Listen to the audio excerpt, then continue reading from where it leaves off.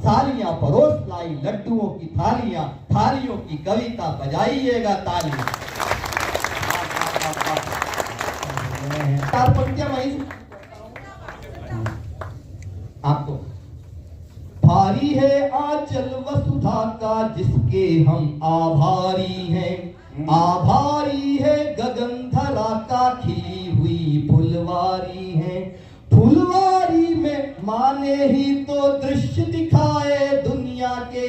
अगर आपके दिल पे ठक से लग जाए तो आपके हाथ लहराते हुए देखना चाहता हूं। फुलवारी में माने ही तो दृश्य दिखाए दुनिया के। दुनिया के हर एक रिश्ते पर माँ की ममता भारी है। दुनिया के हर एक रिश्ते पर माँ की ममता भारी है। भारी है आंचल वसुधा का जिसके हम बहुत। अयोध्या झनक दुलारी हुई, अयोध्या झनक दुलारी, खड़े रह गए महाबली, मची खलबली सभी दलों में। गए अमेठी लला लली, गए अमेठी लला लली, और मंदिर पे फहराता भगवा लहर लहर कर बोल रहा। अगली पंक्ति पे मेरा आपके हाथ हवा में उठे हुए तालियों के झनकार के साथ देखना चाहता हूं। मंदिर पे लहराता भगवा लहर लहर कर बोल रहा, अरे राम कृपा तो वो ही पाए जो पूजे बजरंग बली। दबाने दूंगा, वहीं आ जाओ। खाऊंगा न खाने दूंगा, न कहीं दबाने दूंगा, भाइयों व बहनों सुना के मार डालूंगा। वनवास भेज दूंगा राम के विरोधियों को, राम जी का मंदिर बना के मार डालूंगा। राम जी का मंदिर बना। मैं लाइट वाला हूँ या साउंड वाला ना है तो मैं आ गया हूँ। आजाद भाई ने पूछा कि आपको खुशबू शर्मा कैसी लगी। खुशबू शर्मा कैसी लगी नहीं पूछना, खुशबू शर्मा तो अच्छी लगी ही। उनकी कविताएं कैसी लगी, एक बार अच्छे से तालियां बजा करके खुशबू शर्मा का स्वागत करें। आप जैसे लोग अब मिलते नहीं हैं, आप जैसे लोग अब मिलते नहीं हैं, इस महक के फूल अब खिलते नहीं हैं। आप चलकर आ गए हैं शुक्रिया, लोग तो भूकंप में हिलते नहीं। क्या बात है, वाह। कविता के लिए चाय भाषा में इतने लोगों की उपस्थित देखकर मन गदगद है और मैं अपना काव्य पाठ प्रारंभ करता हूँ। मैंने राजनीति पर बहुत लिखा। मैं देखिए हास्य व्यंग कवि हूँ, बहुत ज़्यादा सीरियस नहीं रह पाता हूँ सांसद महोदया। तो अच्छा, जब हमको सीरियस रहने की जरूरत क्या है, जब हमने सांसद अपना सीरियस चुन लिया। तो सांसद जी की जिम्मेदारी है कि अपना जो है सीरियसली जो है विकास करें, विकास होता है। तो मैंने नेताओं पर बहुत लिखा, बहुत सुनाया, पर देखा कोई फर्क नहीं पड़ता। मैं उत्तर प्रदेश की बात कर रहा हूँ। हमने देखा कोई फर्क नहीं पड़ा, वो सुनते सुनते आदी हो गए, हम सुनाते सुनाते आदी हो गए। तो मैं नेताओं की पत्नियों पर लिखने लगा।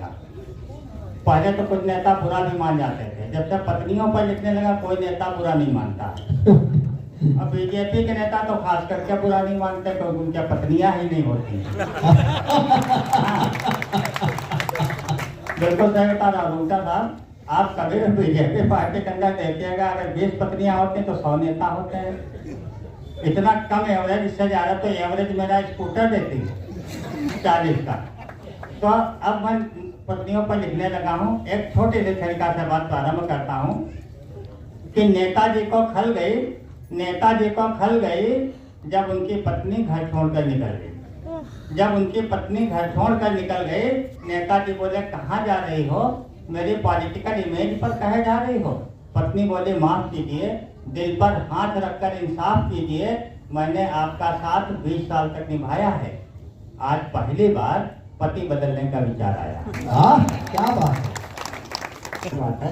एक बार दैनिक जागरण में खबर निकली थी फ्रंट पेज पर कि उल्लू को लकवा मार गया। अब कई बार खबरें ऐसी आ जाती हैं। एक बार तो दैनिक जागरण में क्या था, लालू यादव को लूला यादव दिख दिया था, है ना। कई बार स्पेलिंग मिस्टेक हो जाती है। तो हाँ एक बार चरपाल लोग तालियां बजाई, मैं उल्लू वाली कविता पढ़ना चाहता जिसके लिए बुलाया गया था हमें आपने। तो उस उल्लू का क्या हुआ दूसरे दिन अखबार ने नहीं बताया, तो मैंने खोजबीन की और देखिए उस उल्लू का क्या हुआ। एक भारतीय उल्लू को, उल्लू भारतीय और उल्लू भारत में ही पाया जाता, विदेशों में आउल होते हैं। एक भारतीय उल्लू को लकवा मार गया, टेढ़ा होते होते यमलोक सिधार गया। यमराज ने उल्लू का खाता उठाया, पाप पुण्य सबके लिखे रहते हैं अकाउंट सेक्शन। यमराज ने उल्लू का खाता उठाया, काफी देर तक जोड़ा घटाया, फिर यमदूतों को आवाज लगाई, ये गलत उल्लू कहाँ से उठा लाए भाई। फिर यमदूतों को आवाज लगाई, ये गलत उल्लू कहाँ से उठा लाए भाई, फौरन इसका लकवा हटाओ, सीधा करके इसे वापस इंडिया पहुंचाओ। यमदूत बोले हुजूर लकवा तो हट जाएगा, पर टेढ़ापन तो जाते जाते जाएगा, सड़क बनते बनते बनेगी। क्या बात। पर टेढ़ापन तो जाते जाते जाएगा। ये सुनकर उल्लू बोला हुजूर चिंता मत कीजिए, मुझे तो बस जाने की आज्ञा दीजिए। अरे माना हमारा देश ओलंपिक में फेल है, पर उल्लू सीधा करना हमारा बाएं हाथ का खेल है। हाँ, क्या बात, वाह।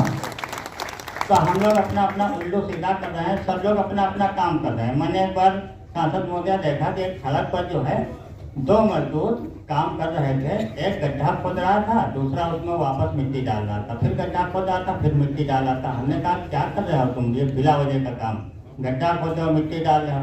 तो उसने बताया कि देखिए भाई साहब हम मनरेगा के मजदूर हैं, हमको पेड़ लगाने के लिए भेजा गया, हम गड्ढा खोद रहे हैं, पेड़ लगाने वाला गायब है, वो नहीं आया, तो हम अपना काम करें, गड्ढा खोद रहे हैं, वो अपना काम करा मिट्टी डाल रहा है। तो सब अपना अपना काम कर रहे हैं, सब अपना काम हम करें। एक हमें भी समय का ध्यान रखना है। एक फाइनल करते हुए हम पिछले साल में इलेक्शन हुआ 2 साल पहले, तो हम भी टिकट चाहते थे कि हमें टिकट मिल जाए, पर टिकट आसानी से मिलता नहीं, आप सब लोग जानते हैं। जब नहीं मिला तो हम भगवान की शरण में गए कि भगवान ने टिकट दिला सकते हैं। अब जैसे 6 पंक्तियों 8 पंक्तियों की एक कविता आपके सामने रखता हूँ कि भगवान ने भी कितनी फिरकी दे दी। स्वागत। हमने तपस्या की, हमारी तपस्या से प्रसन्न हुए भगवान, बोले क्या चाहिए मुकुल महान, बोले क्या चाहिए मुकुल महान। हमने कहा प्रभु आप भगवान हैं, अल्लाह हैं, गॉड हैं, लेकिन हमारी परिस्थितियां बड़ी ऑड हैं, लेकिन हमारी परिस्थितियां जरा ऑड हैं। भगवान बोले गोल गोल मत घुमाओ, कोई अतृप्त इच्छा हो तो बताओ, कोई अधूरी इच्छा हो तो बताओ। हमने कहा भगवान हमारी भी बंद किस्मत के दरवाजे खोल दो, इस बार हमें भी टिकट मिल जाए, एवं बस तो बोल दो। भगवान बोले वत्स कलयुग घनघोर है, इस समय हमारा एवं तो भी अपेक्षाकृत कमजोर है। अच्छा। भगवान बोले वत्स कलयुग घनघोर है, इस समय हमारा एवं आपके भी शहर में होगा। बहुत अच्छी बात। जिला चिकित्सालय के नाम से होते हैं, कहीं मेडिकल कॉलेज के नाम से होते हैं, कहीं सदर अस्पताल के नाम से होते हैं, विभिन्न नामों से सरकारी अस्पताल हमारे उत्तर प्रदेश का। अब देखिए आज कई बार हम कविता पाठ करते हैं तो लोग इधर से उधर करते रहते हैं। एक बार एक छोटा सा बच्चा इधर से उधर उधर से उधर बार बार जा रहा था। हमने कहा तुझे चैन नहीं है, बोला चैन है पर खुल नहीं रही। आपको आनंद आएगा। हास्य और व्यंग की मिली कविता है जो आपके मन की भी कविता हो सकती है। हम एक सरकारी अस्पताल में एडमिट हो गए, हम एक सरकारी अस्पताल में एडमिट हो गए, जनरल वार्ड के बेड नंबर 4 में फिट हो गए। जनरल वार्ड के बेड नंबर 4 में फिट हो गए। हमने बेड नंबर 3 वाले से जिज्ञासा जताई, तुम यहाँ कब से एडमिट हो भाई? ये सुनकर बेड नंबर 3 वाला मुस्कुराया, बोला मैं पैदा होने के बाद डिस्चार्ज ही कहाँ हो पाया। सरकारी बहुत कुछ करने की जरूरत है। बोला मैं पैदा होने के बाद डिस्चार्ज ही कहाँ हो पाया। हमने कहा कमाल है। बोला क्यों? तुम्हें पता नहीं है सरकारी अस्पताल है? क्या बात है, वाह। बोला क्यों तुम्हें पता नहीं है सरकारी अस्पताल है? इतना सुनकर मैं तो सिर्फ डर गया, लेकिन हमारी वार्तालाप सुनकर बेड नंबर 2 वाला दहशत में मर गया। ऐसे भी मरा जा सकता है, लेकिन हमारी वार्तालाप सुनकर बेड नंबर 2 वाला दहशत में मर गया। अब तो हम और भी ज्यादा भयग्रस्त हो गए, कंबल ओढ़कर हनुमान चालीसा पढ़ने में व्यस्त हो गए। दृश्य देखिएगा, कंबल ओढ़कर हनुमान चालीसा पढ़ने में व्यस्त हो गए। इतने में अस्पताल का वार्ड बॉय आया, मुझे एक स्ट्रेचर पर लिटाया। मैंने कहा मित्र हमें कहाँ ले जाना है? बोला चुप रहो, तुम्हारा पोस्टमार्टम करवाना है। बोला चुप रहो, तुम्हारा पोस्टमार्टम करवाना है। मैंने उछल कर जिंदा होने का सबूत पेश किया। अगर आजकल आप जिंदा हैं तो बताना पड़ता है भैया मैं भी हूँ। मैंने उछल कर जिंदा होने का सबूत पेश किया। इस पर वार्ड बॉय ने मेरी तरफ फेस किया, बोला आदमी हो कि दरिंदा हो। बोला आदमी हो कि दरिंदा हो, सरकारी अस्पताल में अभी तक जिंदा हो। हाँ, क्या बात है, वाह जिंदाबाद। बोला आदमी हो कि दरिंदा हो, सरकारी अस्पताल है अभी तक जिंदा हो। हमारी आत्मा सरकारी तंत्र में भटक रही थी। इतने में हमने देखा बेड नंबर 5 के कंबल से छोटी सी पूंछ लटक रही थी। इतने में हमने देखा बेड नंबर 5 के कंबल से एक छोटी सी पूंछ लटक रही थी। हम जिज्ञासा का एवरेस्ट चढ़ गए। चढ़ गए, अपने बेड से उतरकर बेड नंबर 5 तक बढ़ गए। हमने बेड नंबर 5 का कंबल धीमे से हटाया। अंदर लेटा हुआ कुत्ता अजातशत्रु, नहीं कुत्ता नहीं कह रहे, मतलब सुनना नहीं। अंदर लेटा हुआ कुत्ता हमें देखकर अर्थपूर्ण ढंग से मुस्कुराया। अर्थपूर्ण ढंग का मतलब हिंदी में होता है कि that was very meaningful smile. हमें देखकर कुत्ता अर्थपूर्ण ढंग से मुस्कुराया। उसकी व्यंग भरी मुस्कुराहट ने हमें जता दिया कि यहाँ भी सताने आ गए। आर्मी हमारी जल्दी डिलीवरी करा।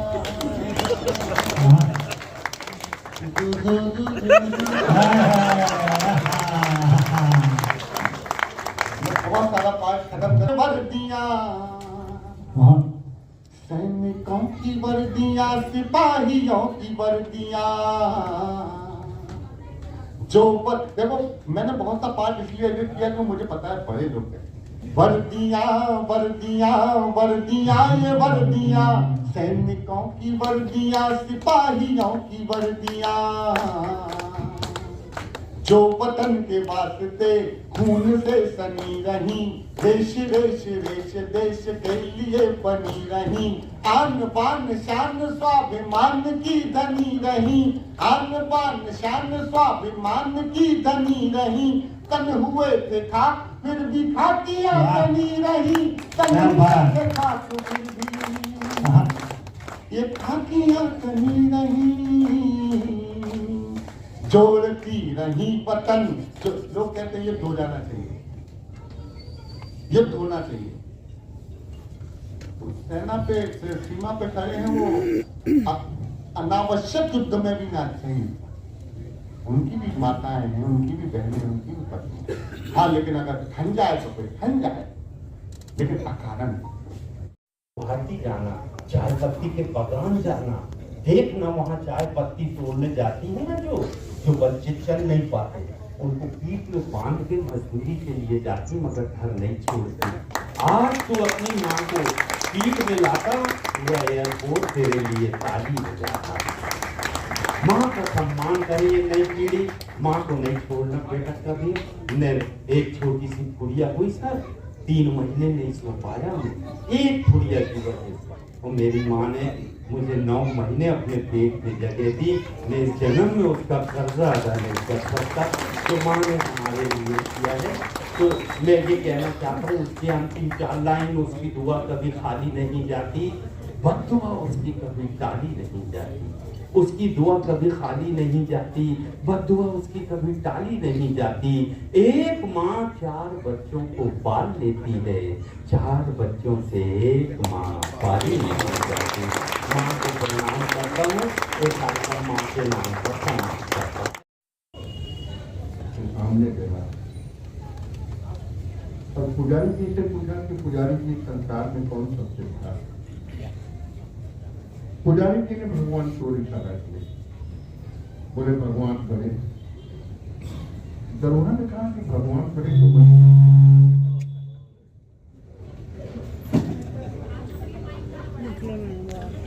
पुजारी से पूछा कि पुजारी जी संसार में कौन सबसे बड़ा? पुजारी जी ने कहा भगवान। दरोगा ने कहा कि भगवान बड़े तो मंदिर में क्यों पड़े?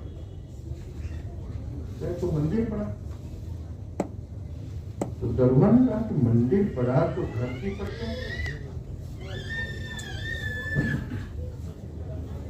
क्या धरती पड़ी? दरुआ ने कहा धरती बड़ी तो शेषनाग के पद पर क्यों चढ़ी? कहा तो शेषनाग बड़े, कहे शेषनाग बड़े तो भोलेनाथ के गले में क्यों पड़े? कहे तो भोलेनाथ बड़े, कहे भोलेनाथ अगर बड़े तो हिमालय पर क्यों चढ़े? कहे तो हिमालय बड़ा, कहे अगर हिमालय बड़ा तो बजरंग बली हनुमान जी के हथेली पर क्यों चढ़ा? कहे तो हनुमान जी बड़े, कहे हनुमान जी बड़े तो भगवान राम के चरणों में क्यों पड़े?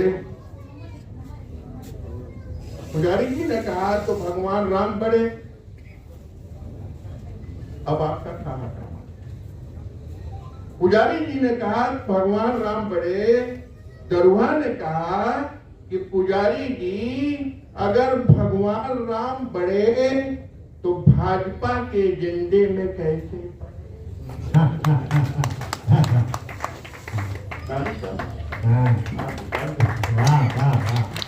आपने राशि करी समझ रखा।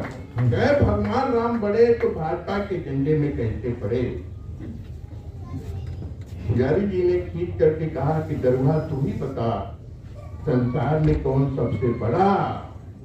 दरुहा ने कहा कि पुजारी जी इस संसार में वही सबसे बड़ा जो 2 बोतल दारू पीकर भी अपने दोनों पैरों पर। क्या बात है, वाह वाह वाह वाह।